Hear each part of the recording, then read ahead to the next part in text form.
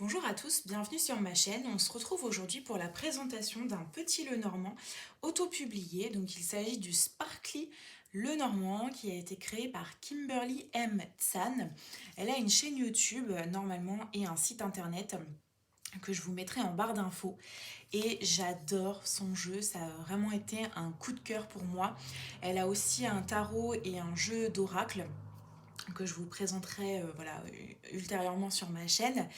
Mais vraiment, ce petit Lenormand, il est très coloré, très joyeux, euh, un peu dans un état d'esprit doudou deck, même si un Lenormand, c'est pas forcément doudou. Mais j'ai vraiment eu un coup de cœur quand je l'ai vu. Et voilà, pour toujours pareil, la saison estivale, c'est vraiment le jeu que j'aime sortir. Et vraiment, je l'adore. Donc, on a une boîte cloche avec une petite étoile ici, le nom du jeu. La boîte a un toucher peau de pêche. Et donc, on va regarder. Alors, l'intégralité de la boîte, en fait, est décorée, on va dire. Avec ici une petite citation. Let your heart sparkle. Donc voici comment se présentent les cartes. Alors pareil, elles ont un fini mat avec un toucher un peu peau de pêche. Donc le dos se présente comme ceci.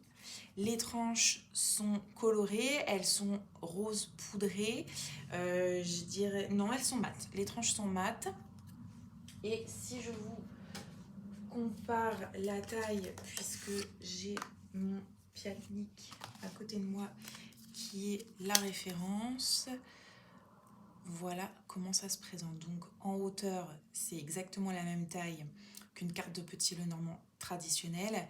Il y a juste ici sur le côté où c'est un petit peu plus large.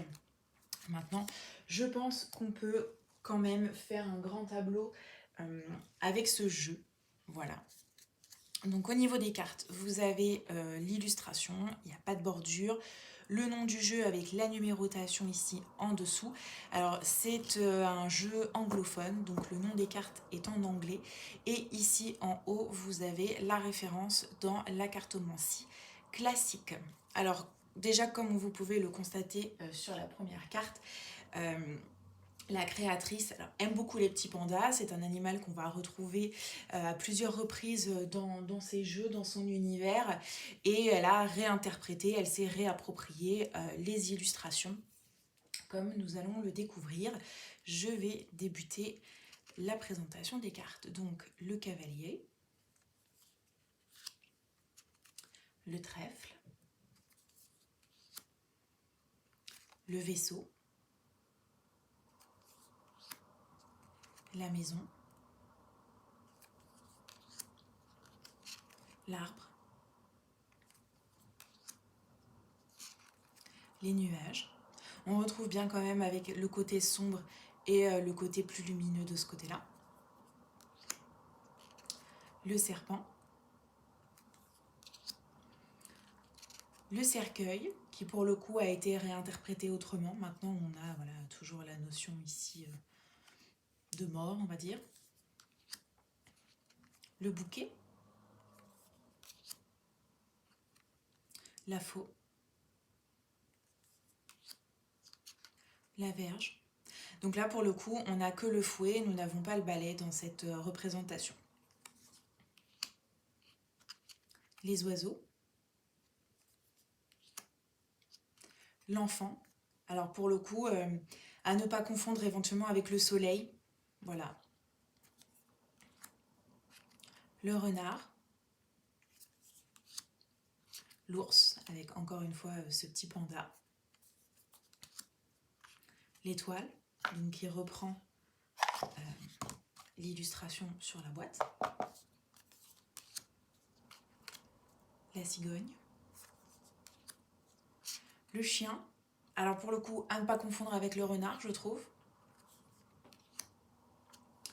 La tour, pareil, qui a vraiment été plutôt réinterprétée, on va dire. Le jardin. La montagne. Les chemins. Les souris. le cœur, l'anneau,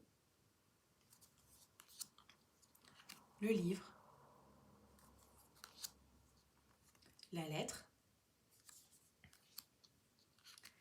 l'homme et la femme. Donc il y a uniquement 36 cartes dans ce deck, donc on a un homme et une femme. L'inconvénient dans ce jeu-là, c'est que ils ne se font pas face ou ils ne se tournent pas le dos en fait. Donc pour le coup, en termes d'interprétation, ça peut être gênant selon la lecture que vous faites. L'hélice, le soleil, la lune, la clé, le poisson, qui me fait penser un peu à un Pokémon, je trouve, l'encre et la croix. Donc je vais brasser rapidement le jeu et faire un petit tableau de 9, juste pour que vous puissiez voir à quoi ça ressemble. Donc, hop.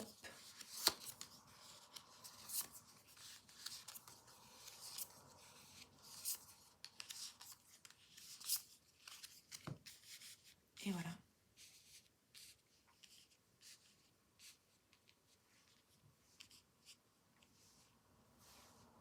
Voilà ce que ça peut donner.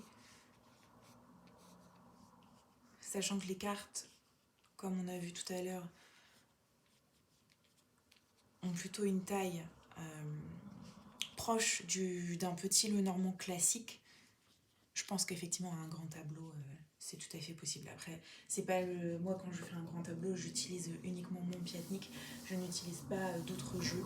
Donc voilà, avec ce type de deck, je me contente d'un tableau de 9 ou voilà, d'autres types de tirages. Mais je fais pas de grands tableaux avec un autre deck que le Piatnik. Donc voilà, j'espère que cette présentation vous a plu. Comme je vous le disais, je mettrai tous les liens vers les réseaux sociaux et le site internet de la créatrice si jamais ça vous intéresse. De mémoire, parce que ce jeu je l'ai acheté déjà il y a au moins 1 an, c'est basé aux États-Unis, donc il y a éventuellement risque de payer des frais de douane si jamais vous souhaitez vous procurer ce jeu-là. Voilà, je vous remercie beaucoup et je vous dis à bientôt pour une prochaine vidéo.